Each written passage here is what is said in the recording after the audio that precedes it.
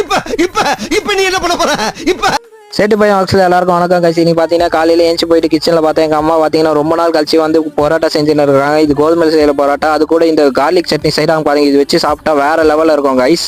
இதெல்லாம் நம்புற மாதிரி அங்கே இருக்குது. ஆனால் என்ன எனக்கு தான் கஷ்டமா இருக்கு, ஏன்னா நான் டயட்ல இருக்கேன்னு சொல்லி ஒரு 3 சப்பாத்தி கார்லிக் சட்னி தயிர் கூட வந்து சாப்பிட்டுட்டு பிரேக்ஃபாஸ்ட் பண்ணிட்டேன் கைஸ். கடைக்கு வந்து பார்த்தா கடைக்கு வெளியே செம்ம கூட்டம். என்னன்னு கேட்டால் பைக்ல வந்து பாம்பு முந்திச்சுன்னு ஒரு அண்ணா சொல்றாரு. 30 வருஷமா பெரிய பாம்பு இருக்குன்றானுங்க. இது சொல்லி முடிக்கிறதுக்குள்ள அந்த பாம்பு பார்த்தீங்கன்னா ஜாக்கி ஜான் மாதிரி எகிரி குச்சி எஸ்கேப் ஆயிடுச்சு கைஸ். மதியானம் போல வீட்டுக்கு வந்தாலும் வைஃப் பார்த்தீங்கன்னா கை கறி வெட்டியிருந்தாங்க.